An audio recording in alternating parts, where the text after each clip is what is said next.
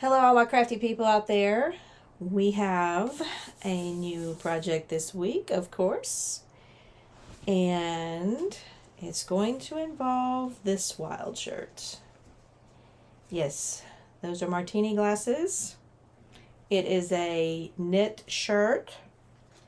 It cost $4.69 at the American Thrift. And the reason I got this is because somebody asked on my my pilgrim shirt video, which should have been the peasant shirt video, if I could do it with a knit shirt. So we're going to give it a try. I think it's going to work conceptually the same way. The only thing I'm thinking might be a little challenging is the sleeves. We might just have to cut that ribbing off and gather it with elastic, or depending on what it looks like after we gather the neck, we may even leave the sleeves. I'm not sure. We're going to check it out. If you haven't been to my channel before, my name is Stephanie, and I upcycle clothing, generally thrifted items from my local stores. And this is going to be a fun project, so if you want to follow along, like, subscribe, let me know what you think, and let's get going. Okay, everybody, we've got, like I said, it is little martini glasses. It was $4.69, and it is an extra large. I can't read exactly what the brand is. It's kind of coming off. So, but it says in the circle, it says promise, commitment, I think investment.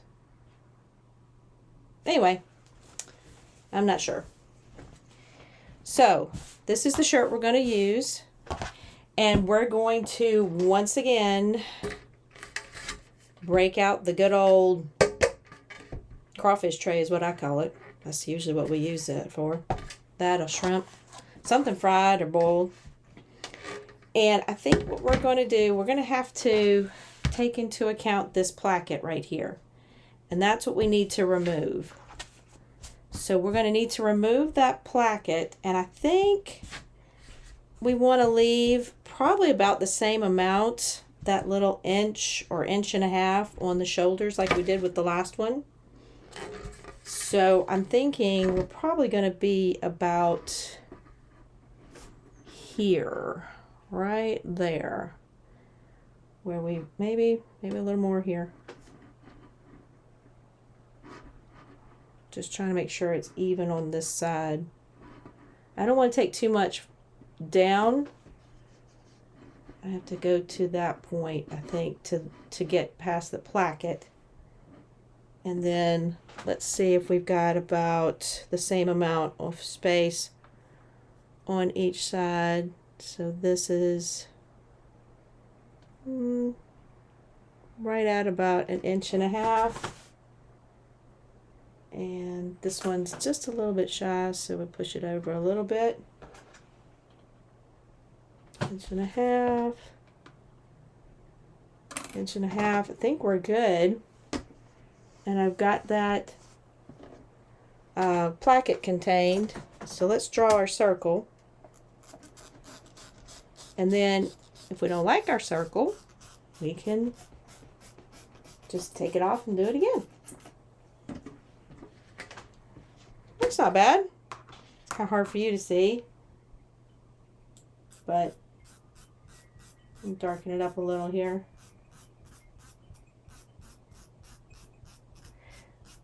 I think you could do this with just about any, what I call a polo style shirt. I don't know if that's the proper term. I do know it's going to be a peasant shirt. Anyway, so we're going to cut the front first, and then once we cut the front, we'll worry about how shallow we want to cut the back. I think really the only thing I want to cut on the back is this, I don't know what you call that, but it's the stabilizer around the collar. I think that's what I want to cut through, and I want to cut from here to here. I want to make it kind of shallow. I don't want it to be very deep in the back. So we're going to start with that. Let's just take our scissors, we're just going to clip this. Let's make sure we got it all the way to the shoulder seam. We'll make sure. I guess you don't really have it to the shoulder seam because the shoulder seam kind of falls behind the natural, what I call the fold line. So we're just going to snip it right here. And we're going to go in and cut it. Now this is jersey fabric, so it's going to try to run away with you. It's not like cotton. It's going to hold its shape really easy. So try not to stretch it while you're cutting it. Don't put any undue stress on it.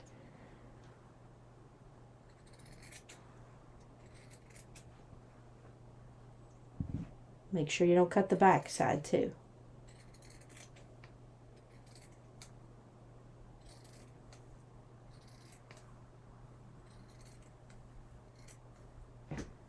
Just make sure we just make it two.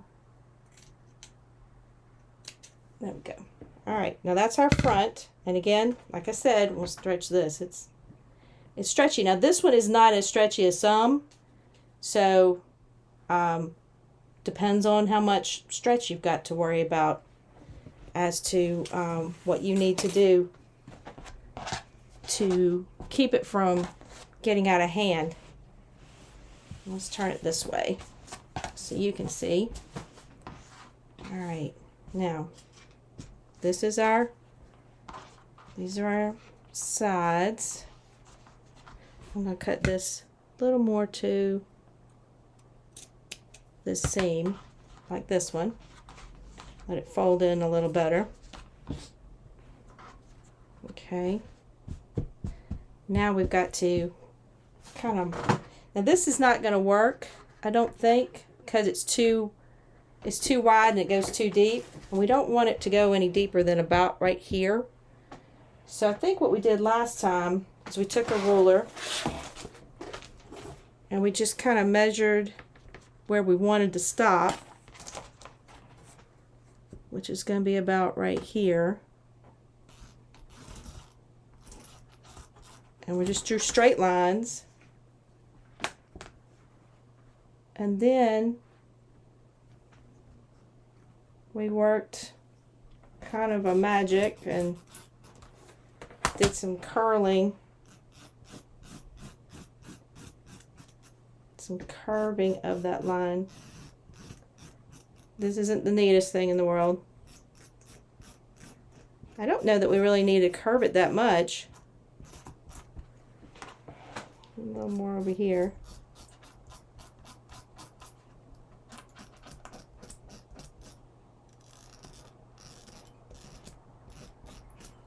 Like that. And I think that'll be okay as long as we get this double part out. So let's just,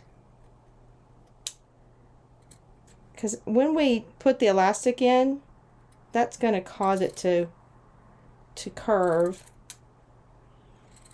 And I learned from the last one, I don't want it very deep in the back. And not that it was too deep in the back in that one, but it's a chancy spot that you could do that. You know what I mean? You could definitely make it too curved in the back very easily. And the rule of thumb is, if you're not comfortable, cut a little bit, and then you can come back and cut more if it's not enough. But I think that looks pretty good. So now we've got a big neckline in this thing. Now the tricky part, last time what we did is we put bias tape here, and we're going to give it a try. I think I'm going to try to do it where it doesn't stretch this. I have to see. Let me go set my sewing machine up, and or we possibly could do it on the serger. I'm not sure. Let me go set it up and we'll talk about it then. All right, I tested the bias tape on the part of the collar that I cut off, and I think I'm just lucky that this fabric isn't super stretchy, so it doesn't seem to need like a walking foot or anything like that. So I'm going to be able to put my bias tape around my collar and I shouldn't have any problems. This is not a very straight job and it's done in white thread, but again, I was just testing to see how much stretch this had. Now, if you have a fabric that's stretchier, you may need a walking foot, even maybe a special needle. I think I'm going to get fortunate with this particular shirt. It seems to be a pretty old shirt, maybe. So I've got this big, huge, wide collar. And we're breaking out the, well, it looks like periwinkle blue to me. But it matches the little martini glasses. So I think it'll be okay. White didn't quite look right in it, even though it would work. It's going to be on the inside, but I've got this periwinkle blue. Might as well use it. So y'all know the drill. I think by now, as many times as I've used this. If you haven't, there are plenty of videos on this. Bias tape makes a wonderful casing, especially for a 1/4 inch elastic. Now this is single fold, so it is folded in from both sides like that. And what we're going to do is we're going to open one side of it, put it directly, well, actually it's going to be this side probably. But anyway, we're going to open one side of it, put it directly on the right side of the fabric like that. And we are going to stitch down that little fold where it was folded. That's going to be our stitch line all the way around. And then once we're done, we'll turn it inside, stitch it down, and that becomes our casing. Now we start off, I'm going to fold a little fold here in the top of the bias tape at the end down here, and that will act as our cover. It will fold over and be a neat finish on the inside of the garment. So you can pin this if you like. I usually just wing it because that's the way I roll. And we're going to start from the back and put it on like this. Again, I'm just folding the end down. I'm going to start back here in the center of the back. I'm going to pin this first little spot here so I make sure I'm on mark. Make sure it lines up right at the edge of your fabric, because you're going to need every bit of this bias tape if you're going to use 1/4 inch elastic. So that's what it looks like. Again, I'm just going to sew down this line and go all the way around the neck, and when I get to the end, I will overlap the end probably about 1 inch into this other side, into the original side, and just cut it off. So let's get to sewing.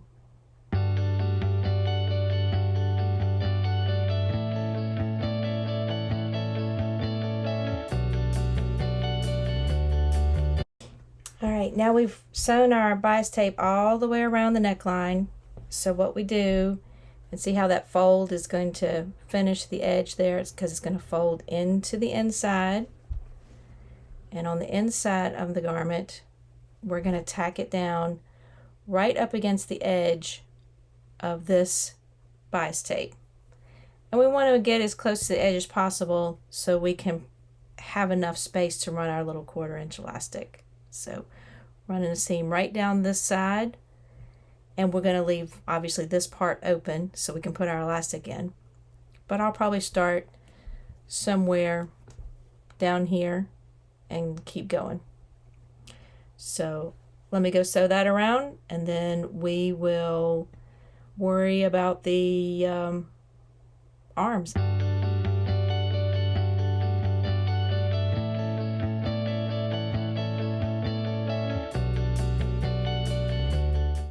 Okay guys, I've got the bias tape on, so I've made my casing all the way around this big neckline. And I'm going to use our professional tool here, the little safety pin. Put it in my elastic. And I'm running this elastic off the spool because I'm going to try it on and kind of shape it to how much elastic I want in it. So we're going to start at the back at our little hole down here, and y'all know the drill. It's push and pull until we get it all in there, and then we can try it on, like I said, and size it. So push, pull, push, pull. This will take a while, so I'll see y'all probably either at the table or in the mirror to decide what our next step is. Okay, everybody, I've got the neckline done. I think this is about where I want it. I don't want it to be super loose. I'm still connected to my elastic. I haven't cut it off yet. Anyway, nonetheless, this is about where I want my neckline. And in all honesty, I'm kind of digging the ribbing on the sleeve. So I'm going to leave the sleeve just like this. And then the only other thing I want to do is I want to hem this. There's about 5 inches, 4.5, 5 inches there, too much. And I want to shorten it to this length so I can wear it either tucked in or left out. So I think it'll be good at that length.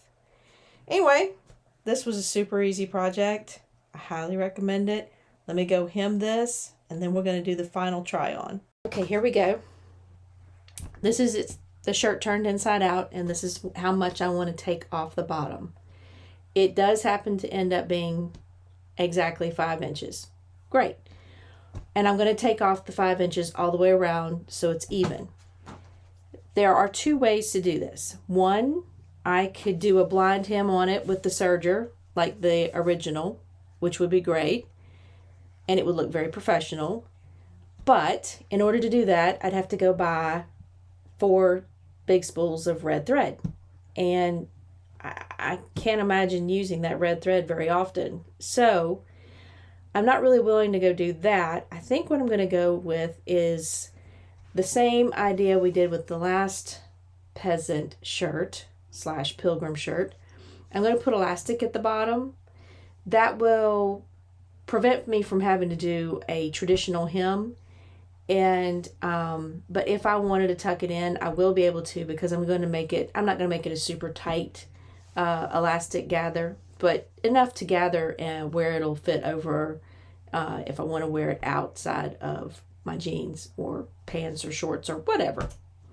So we're going to do the exact same thing with the hem that we did with the collar, and we're going to use bias tape, run it down the bottom. First thing I'm going to do is I'm going to cut 5 inches off of the entire length or the entire width, however you want to look at it, of the hem.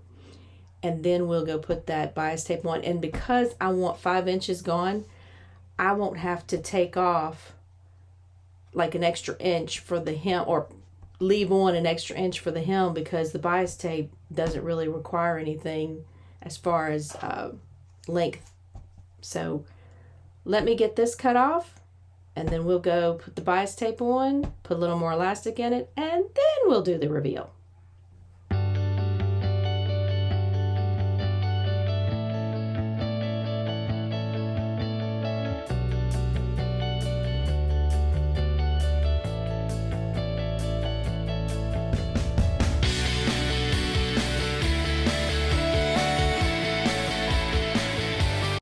All right, everybody.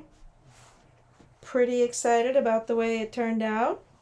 It's a super easy project. You can make this with some of your husband's old polos that he doesn't want to wear anymore, your son's, whatever you've got available at Thrift Forum. They're super cheap. Great summer blouse, jeans, shorts, skirt, whatever you wanted to wear it with. So I hope everybody had a good time. And if you like this kind of content, like, subscribe, let me know what you think, and I'll catch you on the flip side of our next project.